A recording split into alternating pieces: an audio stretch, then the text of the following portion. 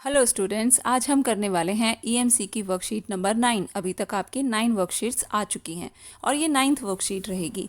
इससे पहले 7th और 8th वर्कशीट को मैंने अपने चैनल पर अपलोड नहीं किया था क्योंकि समय न मिल पाने की वजह से मैं ये वीडियोस नहीं बना पाई थी। लेकिन आप में से बहुत सारे बच्चों ने मुझे बहुत सारे मैसेजेस किए कि जो वर्कशीट्स हैं उनकी मैं वीडियोस बनाऊं। तो बेटा मैंने 9th की जो आपकी ईएमसी की 9th वर्कशीट है इसकी वीडियो आज अपलोड कर दी है। आप इसे जल्दी से देख करके अपनी वर्कशीट अपनी क्लास टीचर या अपने ईएमसी टीचर को सबमिट करिए। तो चलिए आज की वर्कशीट को शुरू करेंगे। आज की जो वर्कशीट है वो है दूसरों को समझने के बारे में। पिछली वर्कशीट में हमने प्रभावी संचार के अनेक आयामों पर बात की थी। इसके साथ साथ किसी काम को करने या समस्याओं के समाधान ढूंढने के लिए ज़रूरी है कि हम उनसे जुड़े लोगों और उनके नज़रियों को भी समझें। इससे हम अपना काम और प्रभावी रूप से कर सकते हैं, क्योंकि लोगों से बात करके हम उस काम से जुड़े विभिन्न पहलुओं को समझने का मौका मिलता है हमको, और हमारे सोचने के तरीके को और मजबूती देता है। यानी कि इस वर्कशीट में हम दूसरों को समझते हुए काम करने की क्षमता पर काम करेंगे। यानी बेटा जब हम अपने दोस्तों से या अपने घर परिवार के किसी भी सदस्य से बात करते हैं तो हमें कुछ और नज़रिए पता चलते हैं किसी भी बात को लेकर। और जब हम दूसरों को समझते हैं वो किस तरीके से हो सकता है, वो कम्युनिकेशन से हो सकता है, संचार करने से हो सकता है। दूसरों को समझने के लिए उनसे बात करना ज़रूरी है, उनके स्वभाव को, उनकी ज़रूरतों को, उनकी पसंद नापसंद को जानना बहुत ज़रूरी है। और हमारा जो ये ईएमसी करिकुलम, ये जो एंटरप्रेन्योरशिप माइंडसेट करिकुलम है, इसमें अगर आपको आगे बढ़ना है तो आप एक तरीका ये भी है कि आप दूसरों के अनुभवों से भी बहुत कुछ सीख सकते हैं। जो लोग आपके करियर से जुड़ी हुई क्षेत्र से हैं उनसे बात करिए, उनसे सीखिए कि वो इस मुकाम पर कैसे पहुंचे, उन्होंने किस किस संघर्ष से उन्होंने लड़ाई की और कैसे कैसे अपनी समस्याओं के समाधान ढूंढे, कैसे वो आगे बढ़े। तो ये सब कैसे होगा? दूसरों को समझने से और दूसरों से बात करने से। तो बेटा आगे बढ़ते हैं इस वर्कशीट में। नीचे दिए गए इस चित्र में रोहन सोच रहा है कि वो अपने दोस्त को क्या गिफ्ट दे उसके जन्मदिन पर। तो यहाँ ये रोहन ने सोचा कि गिफ्ट में क्या दिया जाए, टेडी दिया जाए, बुक्स दी जाए, या कोई टॉय कार दी जाए, या फुटबॉल दी जाए। तो आपके साथ भी ऐसा ज़रूर होता होगा, आप भी सोचते होंगे मैं अपने दोस्त को क्या गिफ्ट दूँ। उसके लिए आपको जानना पड़ेगा कि आपके दोस्त की पसंद नापसंद क्या है या उसको किस चीज़ की ज़रूरत है। तो नीचे आपको ये वर्कशीट में कॉलम दिया है। आपने किसी तोहफे के बारे में सोची, आप भी किसी तोहफे के बारे में सोचिए जो आपने किसी को दिया था, अपने दोस्त को दिया था। तो आप उसका चित्र भी यहाँ बना सकते हो। और सेकेंड कॉलम में आपने बताना है यह आपने अपनी पसंद से चुना था या जिसे देना था उसकी पसंद से। तो यह तोहफा जिनके लिए था उन्हें वह कैसा लगा होगा। तो आप इसमें लिख सकते हो कि मैंने एक बार अपने दोस्त को, मुझे याद है कि मैंने उसे एक किताब गिफ्ट की थी जो कि एक कुकिंग की किताब थी। आपने ये तोहफा कैसे दिया, उसको किस पसंद से, किसकी नापसंद से दिया? तो भाई मैंने अपने दोस्त को ये इसलिए दे दिया था क्योंकि मेरी दोस्त को कुकिंग करना बहुत पसंद है, और इसलिए मैंने सोचा कि उसको एक ऐसी किताब गिफ्ट कर देनी चाहिए जिसमें बहुत सारी रेसिपीज़ हों।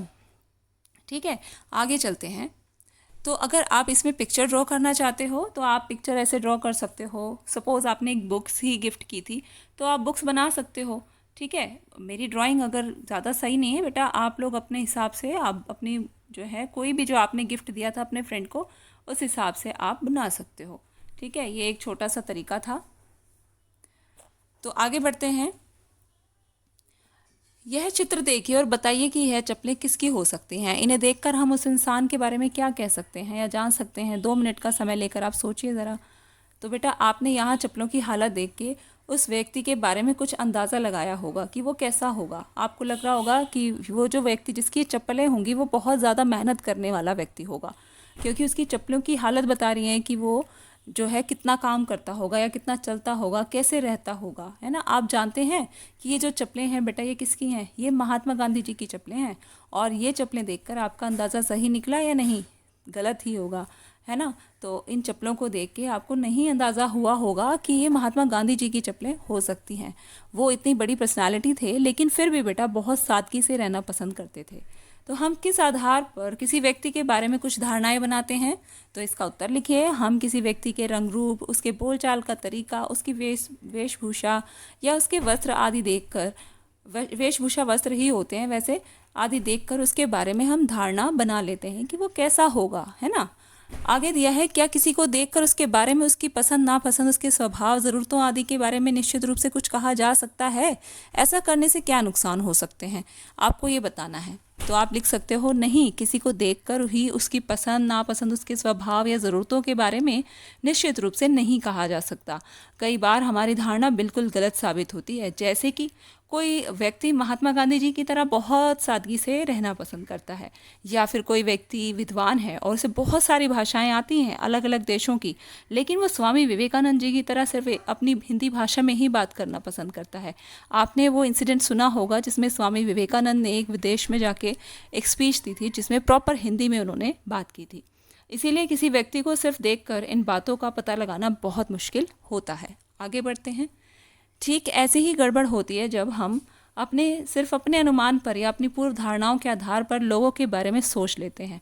तो भाई इसमें क्या हुआ कि इसलिए लोगों से बात करना और उनको जानना, उनके बारे में जो है राय बनाना तभी ज़रूरी है। ठीक है, आइए अब हम किसी से बात करके उसे बेहतर समझकर उसके लिए एक तोहफा डिज़ाइन करते हैं। आप अपने दोस्त या अपने किसी आसपास के सदस्य, परिवार के सदस्य या रिश्तेदार से आप बात करिए और जानिए। अपने घर या आसपास से किसी को चुनिए जिनके लिए आप तोहफा बनाना चाहते हैं। तो उनके लिए अपनी समझ से किसी बॉक्स में इस बॉक्स में आप एक बैग डिज़ाइन करिए।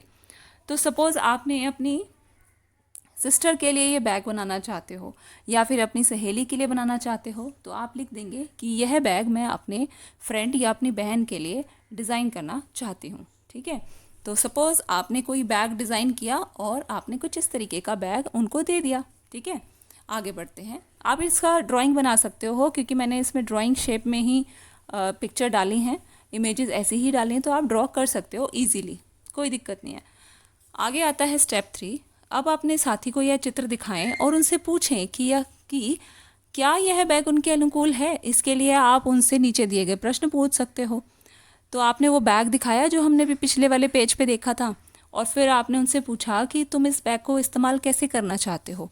तो सपोज़ ये हिंट्स हैं आपके लिए, आप तो अपने फ्रेंड से, अपने बहन से पूछ कर ही तो लिखोगे। तो हो सकता है उन्होंने आंसर दिया कि मैं अपनी क्लासेस जाते वक्त इसका इस्तेमाल करना चाहूँगी। फिर तो ये बैग काफ़ी बड़ा लग रहा है मुझे, है ना। तुम्हें किस तरह के मटेरियल का बैग पसंद है। तो उसने शायद बताया कि मुझे कॉटन मटेरियल का बैग ज़्यादा पसंद है। और तुम्हें किस साइज़ का बैग चाहिए। तो उसने बोला कि भाई मुझे ना तो ज़्यादा बड़ा और ना ही ज़्यादा छोटा, बस मीडियम साइज़ का बैग मुझे ज़्यादा पसंद है। आपने सपोज़ इस तरीके का बैग दे दिया उसको। ठीक है, तो ये एक लेदर का बैग था, उसको कॉटन का पसंद है ना। तो अब हम दोबारा से उससे पूछेंगे और अपने साथी से अपनी नई डिज़ाइन पर फिर से फीडबैक लेंगे। इस बार आप उनसे उनके बारे में कुछ प्रश्न कर सकते हैं, जैसे कि तुम्हारा पसंदीदा रंग क्या है और क्यों।